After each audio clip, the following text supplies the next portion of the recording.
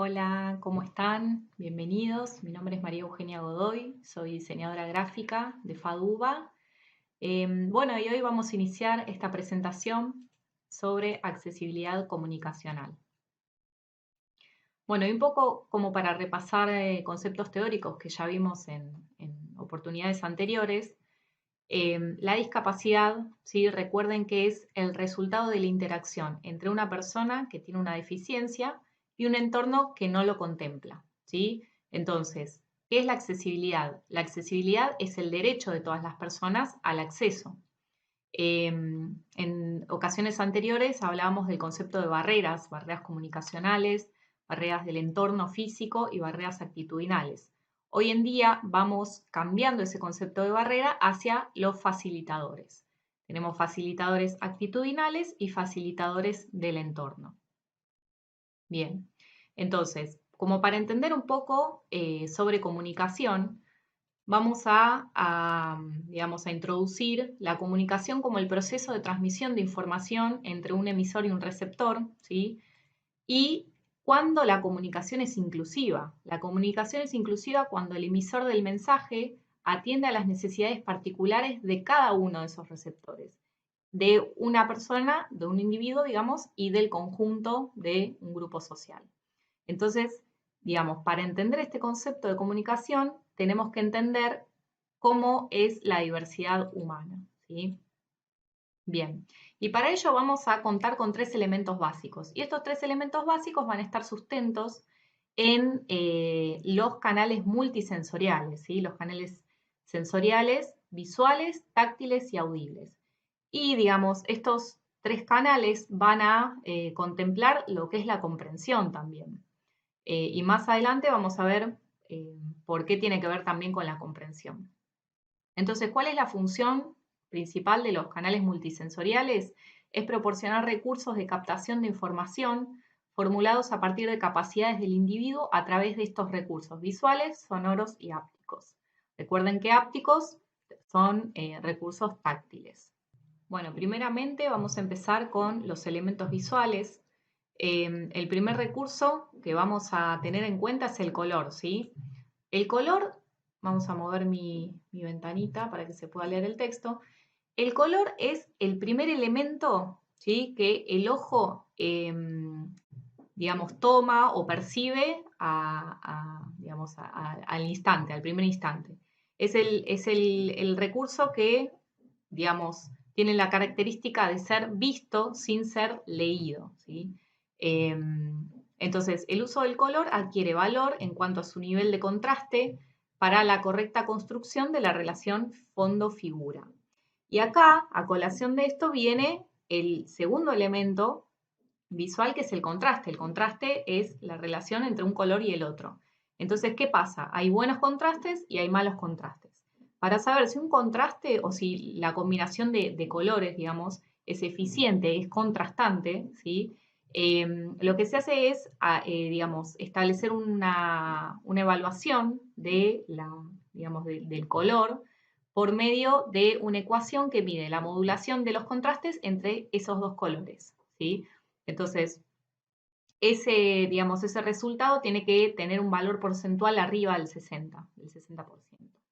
La norma UNE 17002 lo que establece es esta regla, digamos, que tiene que ver con la luminancia máxima del color y la luminancia mínima del color. Entonces, el contraste entre ambos tiene que ver con, digamos, cuán contrastante es. Para eso, digamos sin tener que usar esta regla, ¿no? Como esa ecuación, tenemos distintas webs que podemos entrar, digamos, y chequear fácilmente el tema de los contrastes. Ahora vamos a ver algunos en vivo. Por ejemplo, ahí está. Bueno, colorcontrast.cc es uno, hay un montón en la web, pero bueno, aquí tenemos algunos. Por ejemplo, lo que la mayoría de las webs lo que se hace es establecer un color de fondo, ¿sí? Y un color de frente, digamos, foreground, de figura, ¿no? Bien, entonces ahí vamos estableciendo y lo que nos van a decir estas webs es si los colores que estamos utilizando son contrastantes o no. ¿Bien? Y la mayoría de estas páginas web lo que se basan es en los criterios de la WCAG, que es los criterios de accesibilidad de web.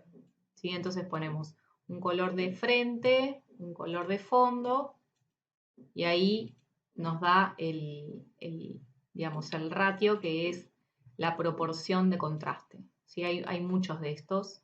Por ejemplo, si elegimos un color de figura muy oscurito y otro que no tiene mucho contraste, que no tiene demasiado, ahí me va diciendo que este color no es contrastante, es decir, que no es accesible. Entonces, cada vez que tengamos que diseñar una pieza, que tengamos que diseñar una plataforma, que tengamos que hacer digamos, un diseño, una presentación, una comunicación, siempre es necesario chequear los colores y los contrastes que estamos usando. Bien, entonces, siguiendo, digamos, la regla, digamos, como para hacerla un poco más sencilla, es simple. Los colores contrastantes siempre se utilizan usando un fondo claro y una figura oscura, o al revés, un fondo oscura y una figura clara. Acá tenemos una diapo donde tenemos los colores que tienen un buen contraste, ¿sí? Que son colores con contraste accesible. Estos contrastes son correctos, ¿bien? Y esta es como la regla general a tener en cuenta. Cuando no sepamos bien si es contrastante o no, vamos a las páginas web que yo les dejo aquí como para chequear esa función. Bueno, por ejemplo, acá hay algunos ejemplos de colores que no son contrastantes o que producen vibraciones. Por ejemplo, el azul con el rojo, el cian con el magenta, ¿sí? Son colores que no se llegan a leer, que tienen bajo contraste, que producen algunas vibraciones visuales. Entonces, bueno, eso siempre chequearlo a la hora de hacer un diseño. ¿Qué pasa con algunas afecciones visuales? ¿Sí? Tenemos, por ejemplo, el daltonismo, donde las personas con daltonismo suelen confundir el rojo, el naranja y el verde. Y algunas personas tienen también acromatopsia, que es no distinguen los colores, o sea, solo ven en escala de grises. Entonces, para eso, digamos, vamos a presentar algunos tips. A partir de ahora, digamos, en la presentación, cuando tengamos este fondo azul sobre la parte derecha de las diapos, vamos a hablar sobre tips de cada uno de estos elementos. Y tenemos distintas herramientas. Por ejemplo,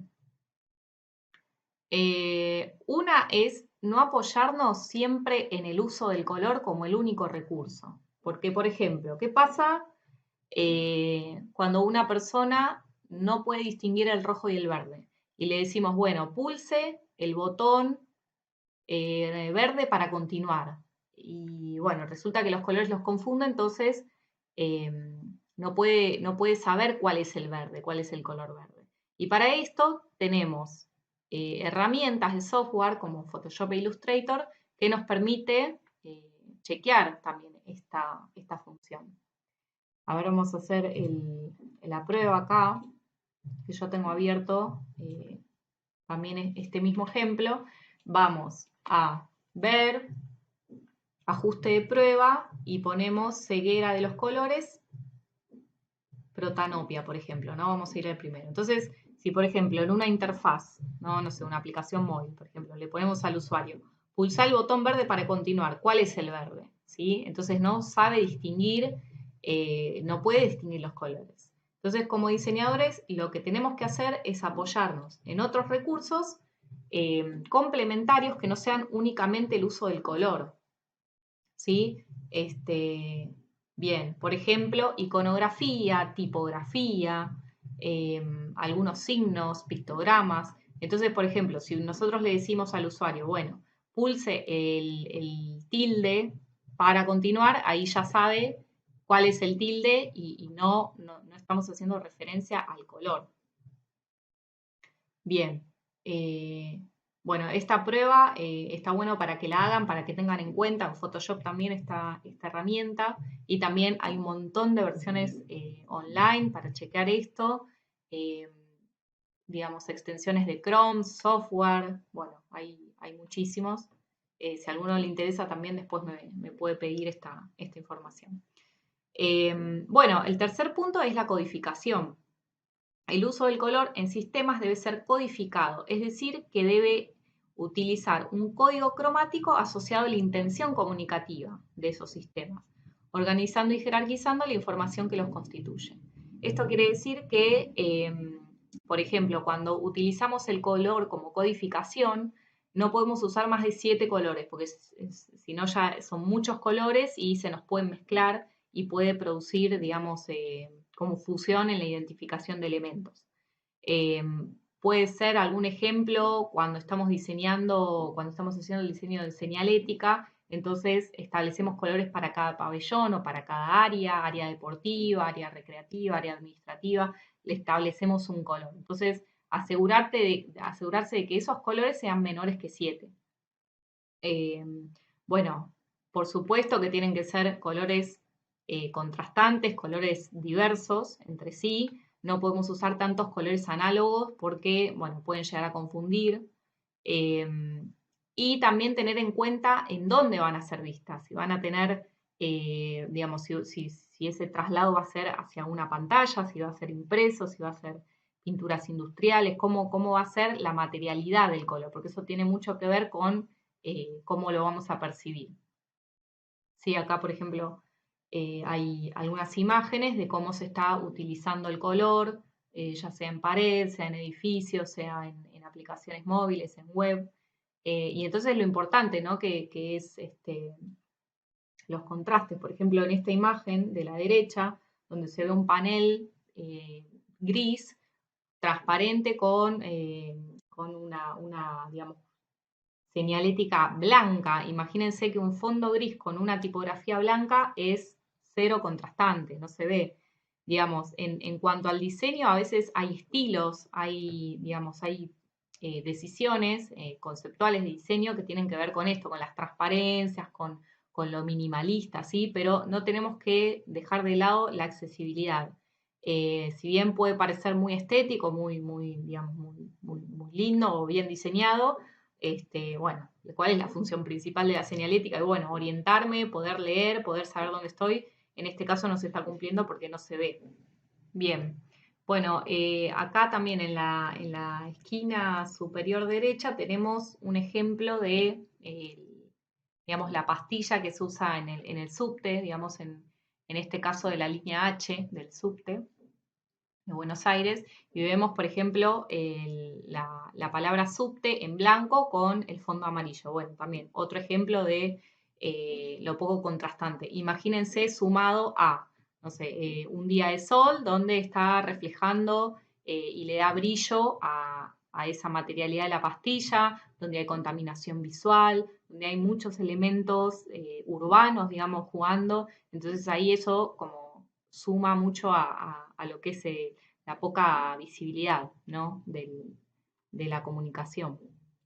Bien, bueno, vamos a seguir.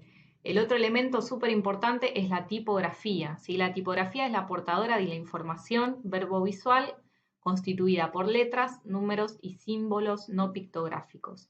La legibilidad se determina a través de la relación entre los caracteres y el grado de distinción con el que podemos procesar visualmente un contenido determinado, ¿sí? O sea, la legibilidad tiene que ver con poder identificar cada uno de los caracteres, las palabras y las oraciones, ¿no? Y todo el texto en su conjunto. Por eso tenemos que tener en cuenta la morfología de la tipografía que estamos eligiendo, el tamaño, la variable, la posición, sí, son distintos elementos que juegan para que una tipografía sea accesible. Bien, entonces, algunos tips a tener en cuenta sobre tipografía. En lo que es señalética, vamos a poder utilizar los textos preferentemente en mayúscula para todo lo que es título. Para todo lo que es texto pequeño o textos largos o párrafos, vamos a usar minúsculas. El tipo de letra se recomienda siempre usar tipografías de palo seco sans serif, ¿sí? Y, por ejemplo, para piezas de mano, digamos, como diseño editorial, piezas institucionales, se recomienda usar una tipografía serif. Digamos, no todas son de fácil legibilidad, entonces hay que elegir una fuente tipográfica que permita la lectura, ¿sí? La lectura editorial. Entonces, vamos a evitar cualquier tipo de fuente que tenga que ver con lo figurativo, lo artístico, expandidas, condensadas, súper, digamos, caligráficas. Esto para todo lo que tiene que ver con una comunicación como señalética, ¿no? Si bien decimos que, digamos, como volvemos a repetir, un diseño puede tener un concepto, puede tener una identidad propia, tratemos que todo lo que queremos comunicar sea entendible, sea comprensible, tenga fácil lectura.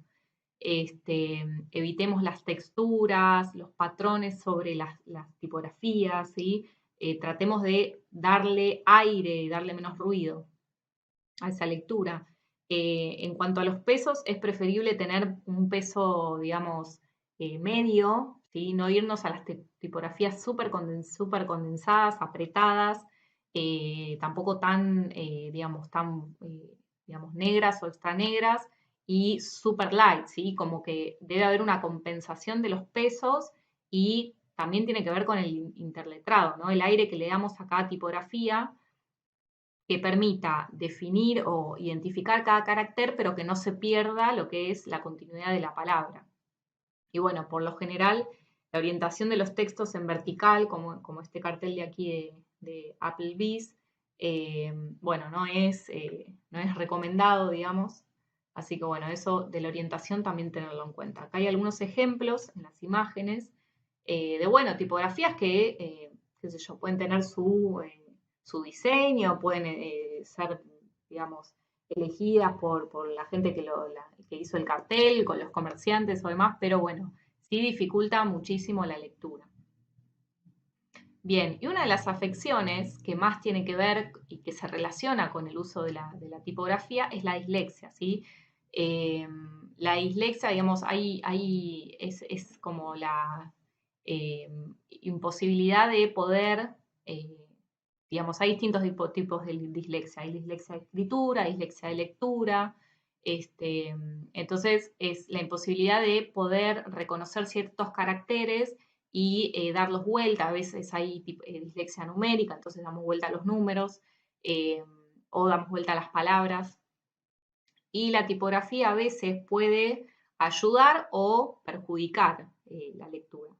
Por ejemplo, en la fuente Gill Sans, acá estamos viendo el ejemplo de cómo es el número 1, la vocal L y la L mayúscula y la letra L en minúscula, ¿sí? Entonces acá vemos que los tres son iguales, o sea, tanto el número 1 como la L mayúscula y la L minúscula son tres palitos iguales. Y eso, imaginen que para la dislexia es como muy perjudicial.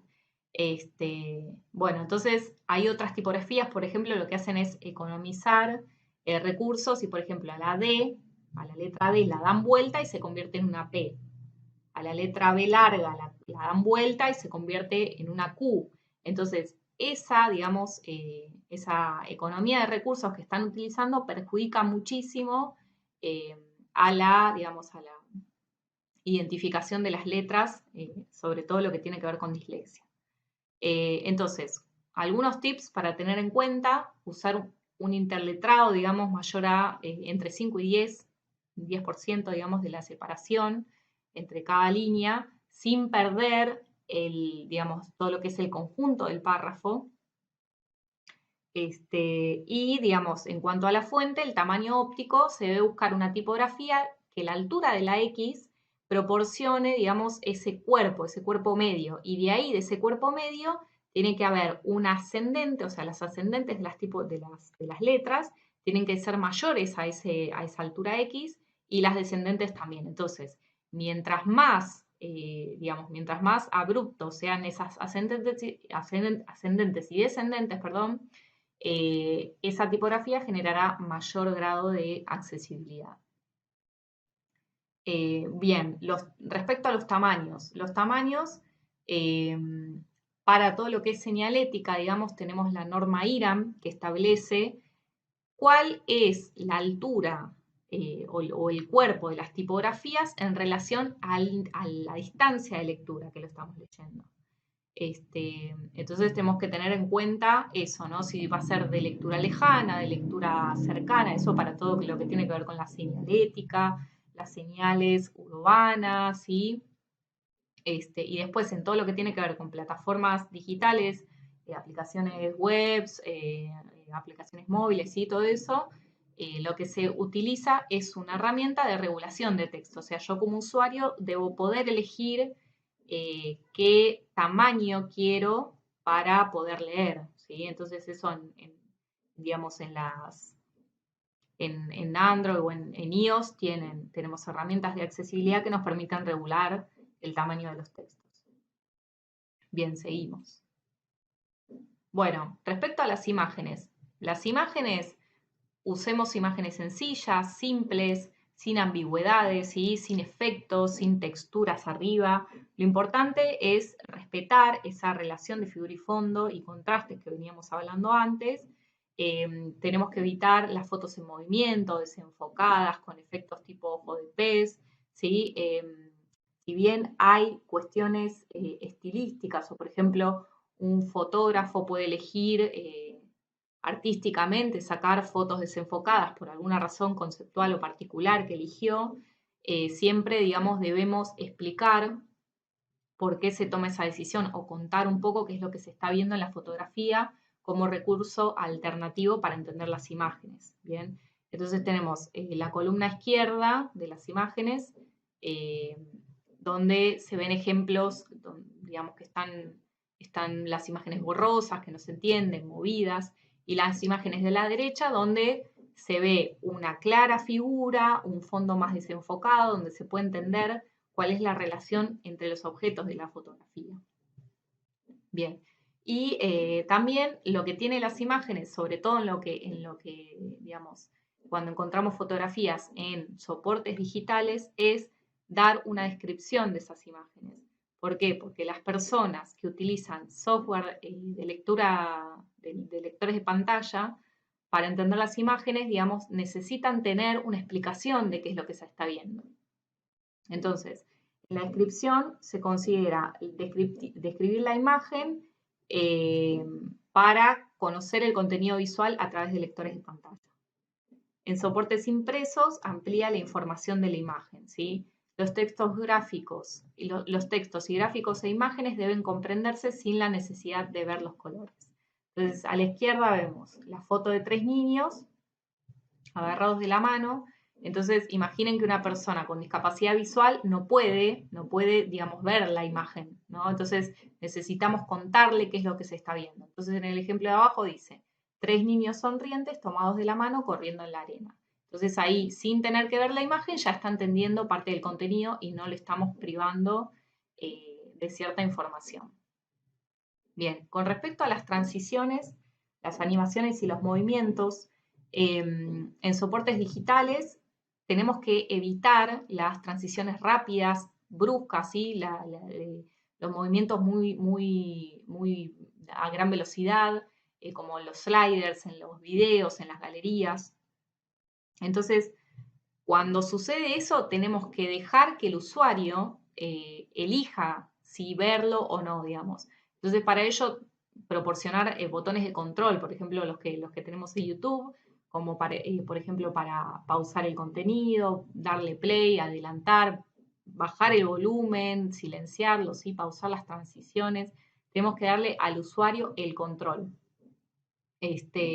Y por otro lado, evitar animaciones y transiciones con parpadeos y digamos, como lumínicos muy rápidos, porque esto puede perjudicar a las personas fotosensibles y provocar convulsiones. Bien, acá yo seleccioné algunas webs donde sucede esto, vamos a ver algunas. A ver, vamos a quitar ahí mi carita por un segundo para ver estos ejemplos. Bueno, por ejemplo, esta web de Mango Agencia es súper choqueante la presentación del video. Digamos, se entiende que esto, como agencia publicitaria audiovisual, necesita mostrar un reel, digamos, con sus mejores trabajos, selección, ¿sí? Pero yo necesito tener estos controles también, como los que se muestran acá abajo. Por ejemplo, pausa y pausa el contenido, subo el volumen, pongo play de nuevo, ¿sí? Como necesito tener el control sobre lo que está pasando.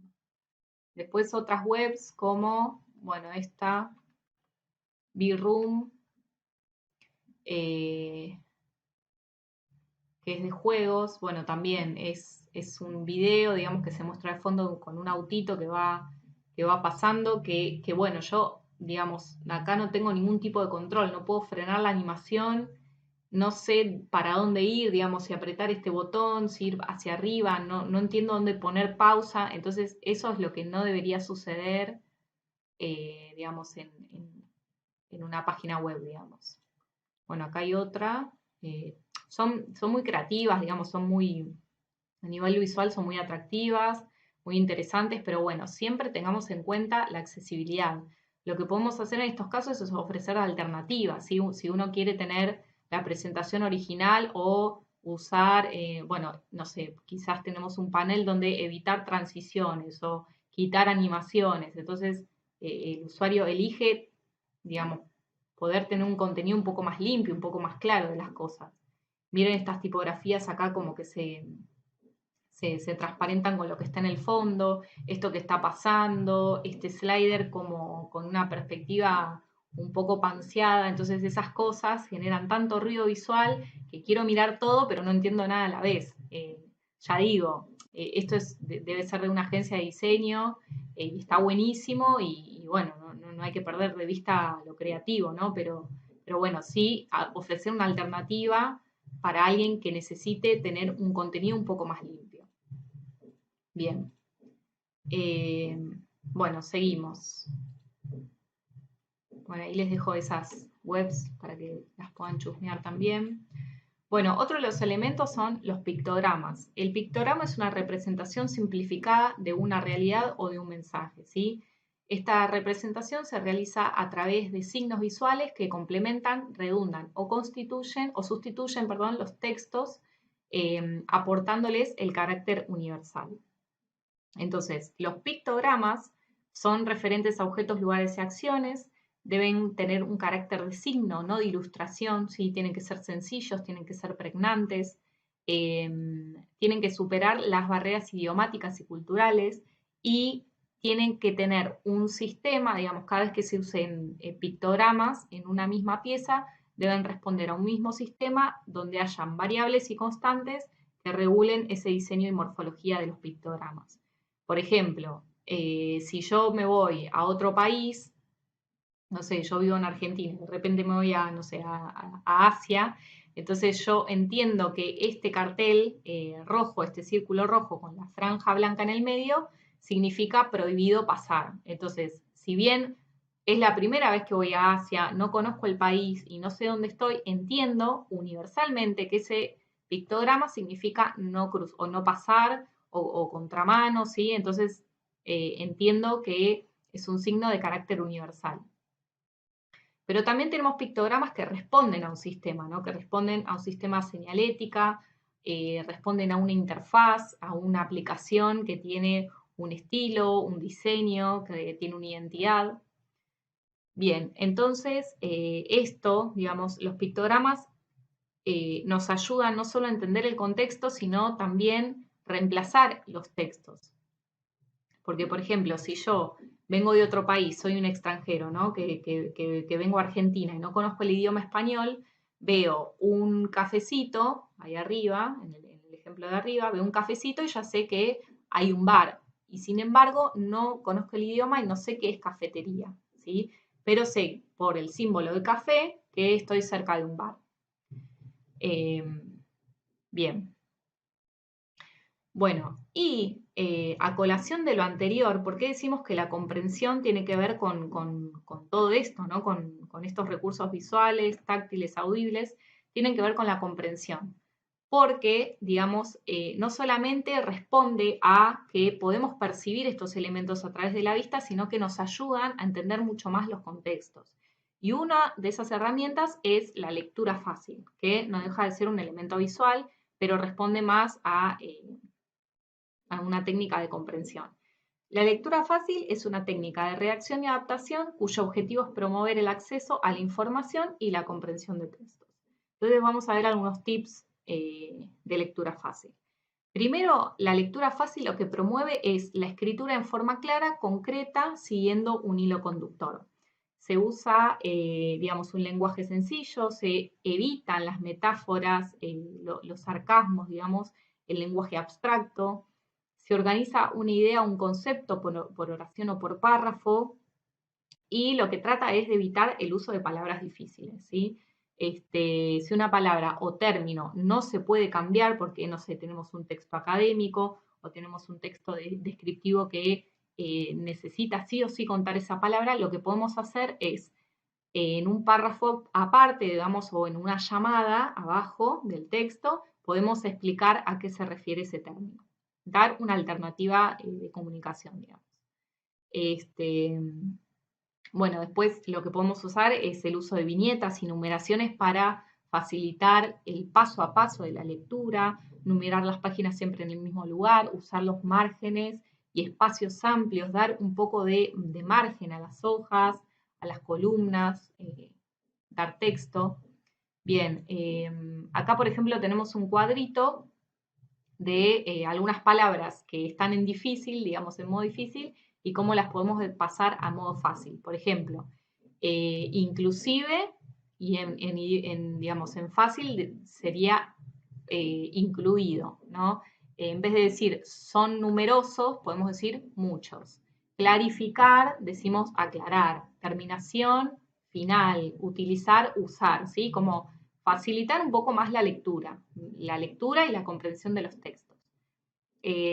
Para la lectura fácil es muy bueno, digamos, apoyarse también en lo que son los pictogramas o las imágenes que nos ayudan a entender ese texto o el contexto de lo que estamos hablando. También lo que se recomienda es pasar todo de voz pasiva a voz activa, por ejemplo. En vez de decir la información es revisada por el ciudadano, decimos el ciudadano revisa la información, ¿sí? Que sea un poco más directo. Otro de los tips es cambiar los sustantivos a verbo. Por ejemplo, llevamos a cabo una aplicación de las normas. Lo pasamos al revés. Aplicamos la norma directamente. O proporcionan empleo, emplean. ¿Sí? Personalizar el texto. Esta información es de interés. Entonces, como que en vez de contarlo en abstracto, digamos, o en neutro, lo personificamos más. Esta información te interesará o esta información va a ser de tu interés.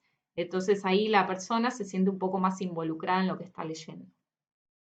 Y por otro lado, digamos, también lo que se recomienda es escribir las frases en positivo. Por ejemplo, no se permite entrar sin documentación. En vez de decir eso, lo pasamos a positivo y podemos decir presentar la siguiente información para entrar, ¿sí? Entonces, esos son algunos de los elementos de lectura fácil. Bien, bueno, continuamos con el segundo punto de estos elementos. Ya vimos los visuales, ahora vamos a empezar por los elementos táctiles. Bueno, uno de los elementos más importantes en estos recursos táctiles es el braille. ¿Sí? El braille es dirigido a las personas con discapacidad visual que saben leer braille. ¿Sí? Recuerden que no todas las personas con discapacidad visual saben leer braille. El braille es un sistema, digamos, de puntos sobre una celda que se van combinando para generar codificaciones de caracteres. Digamos, el braille lo que tiene es un único tamaño. Esto ténganlo en cuenta a la hora de diseñar, porque a veces hacen, no sé, se suelen hacer etiquetas o se suelen hacer transcripciones muy literales del braille y usan botones más grandes, usan botones más chiquitos. Entonces, lo importante es entender que el sistema braille tiene un único tamaño, responde al tacto de la yema al dedo, ¿sí? Bien, entonces, ¿qué pasa cuando tenemos una información? Bueno, y lo queremos traducir al braille. Lo importante es que esa información esté sintetizada y, digamos, procesada eh, especialmente para su traducción al braille, porque en un texto, digamos, de alfanumérico, ¿no? que leemos, lo traducimos al braille y ocupa muchísimo espacio en relación a lo que ocupa un texto regular, digamos. Entonces, eso hay que tenerlo en cuenta. Y, por ejemplo, lo que tiene que ver con la señalética, ¿no? La aplicación del braille en señalética, la medida es de 1,20 m sobre el piso. ¿Por qué? Porque a veces también se suele cometer otro error de hacerlo muy arriba o hacerlo muy abajo. Entonces recuerden que la persona con discapacidad visual generalmente tiene esta altura de lectura. Si está parado frente a un cartel, como la foto de la chica a la izquierda, está parado frente a un cartel y la altura de lectura táctil es de 1,20 m. Entonces, bueno, no irnos muy alto porque no llego con la mano y tampoco tan bajo porque no voy a estar leyendo ahí, digamos, agachado, ¿no? Bien. Bueno, y después tenemos otro tipo de lectura táctil que son los textos en relieve, pero que responden a un sistema de alfanumérico, ¿no? Está dirigido a las personas que no saben leer braille. No todas las personas saben leer braille, algunos adquieren la ceguera, digamos, cuando ya aprendieron a leer o a escribir, entonces conocen el sistema alfanumérico.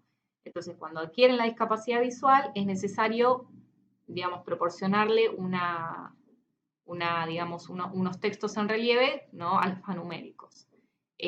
Bueno, se recomienda usar mayúsculas y que el cuerpo de esa letra, digamos, sea mayor a 15 puntos. Y tener en cuenta también la fabricación, o sea, la materialización, que sean materiales que no lastimen la lectura de los dedos y también que tengan durabilidad en relación al uso, ¿no? Porque imaginen que esa superficie está siendo todo el tiempo leída, está siendo tocada, entonces se gasta. Entonces tengamos en cuenta eso, que sea un material resistente y que no lacerante, digamos, que no lastime al tacto. Bueno, acá hay unos ejemplos de planos ápticos.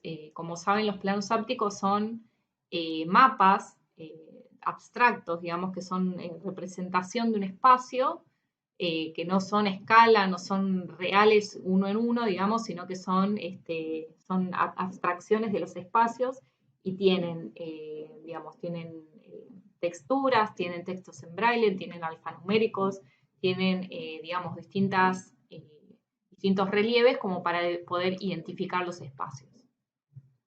Bien, y por otro lado, tenemos, digamos, en lo que es urbano, estos elementos táctiles se utilizan en el piso, ¿no?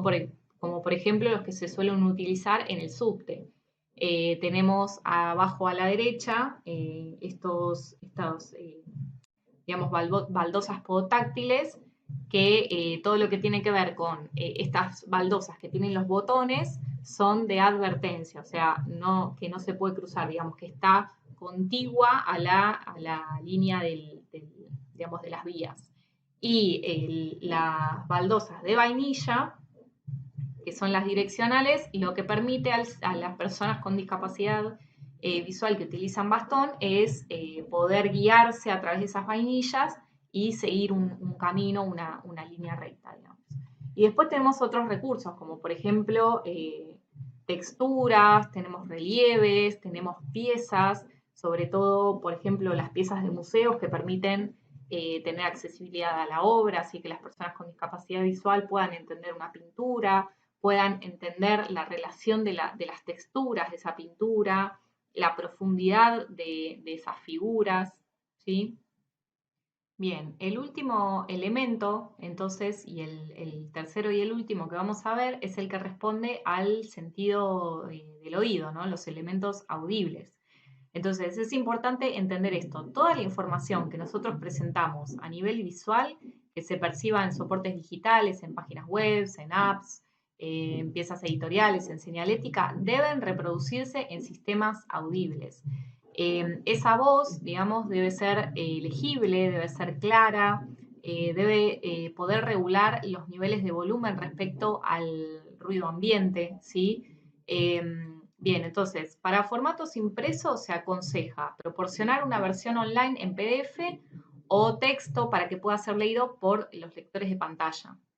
Bueno, en Android, por ejemplo, tenemos en la configuración, en la pestaña de accesibilidad, tenemos la herramienta de TalkBack. En iOS o Macintosh tenemos VoiceOver. En Linux hay una herramienta que se llama Orca. En Windows podemos encontrar la herramienta narrador, ¿sí? Por ejemplo, apretando Control, Windows y Enter. Creo que yo acá inclusive lo tengo. A ver, vamos a ver. Iniciar narrador. Detectar. Imagen, imagen, imagen.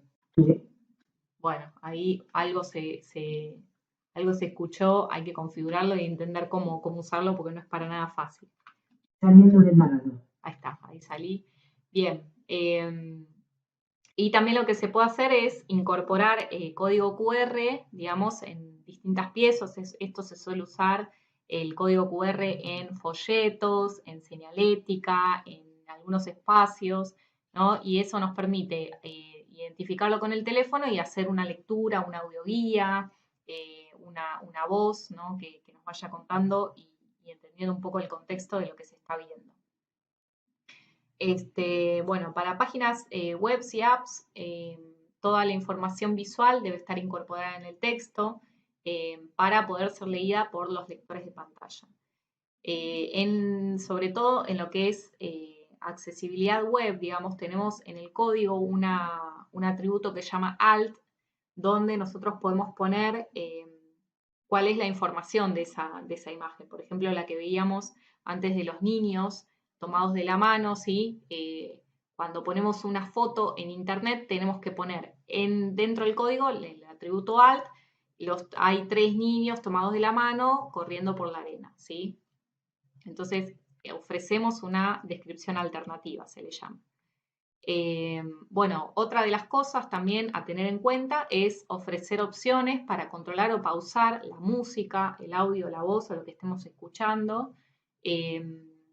Y, por ejemplo, para las aplicaciones móviles pensadas con lo que tiene que ver con orientación en un espacio, es fundamental controlar la voz GPS, ¿no? del parlante.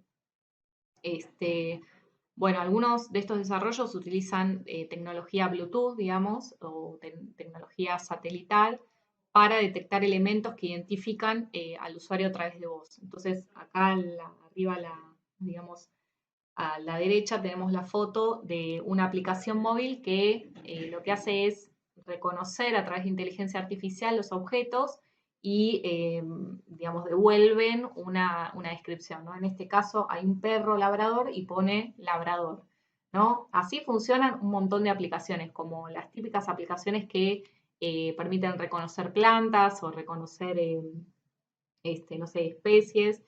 Bueno, lo que se utiliza es una red artificial para poder ubicar estos elementos.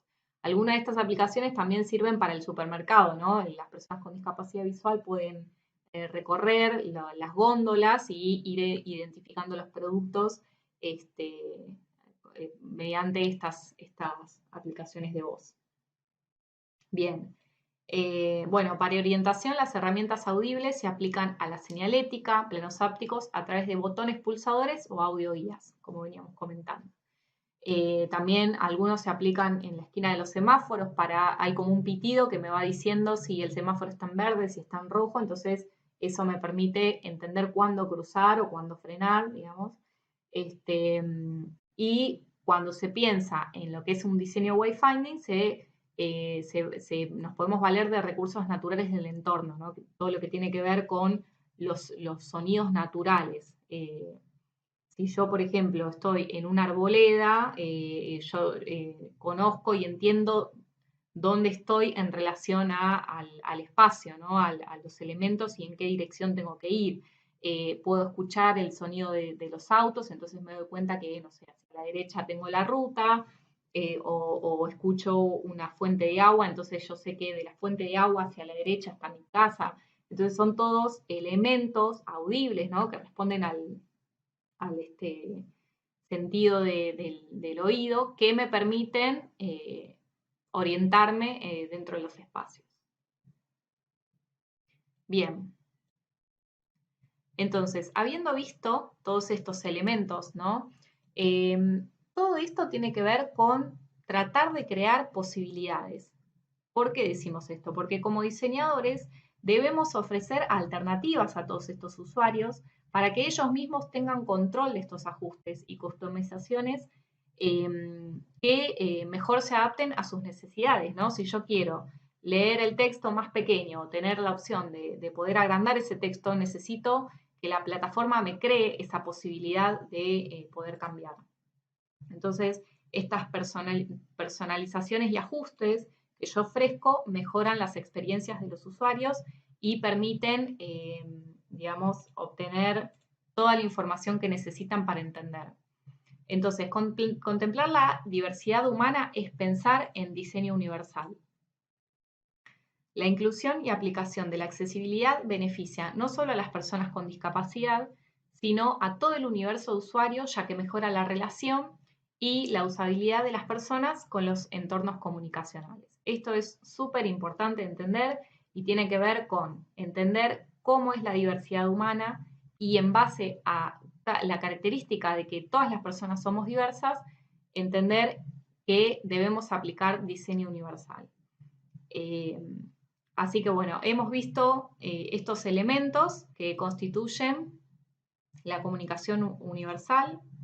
Así que bueno, les agradezco mucho haberme escuchado en este tiempo. Mi nombre es María Eugenia Godoy, soy diseñadora gráfica de FADUBA, pertenezco al Centro de Investigación, Barreras Arquitectónicas, Urbanísticas y del Transporte, Cibao Coproma de FADUBA, y también soy docente JTP en la materia optativa, diseño del hábitat accesible para todas las carreras de la FADU. Bueno, también les dejo mi mail, por si en algún momento necesitan escribirme, es maria.godoy@fadu.uba.ar, y la página web del centro también para que puedan entrar y ver un poco más de los contenidos que estamos subiendo es cibaut.com.ar.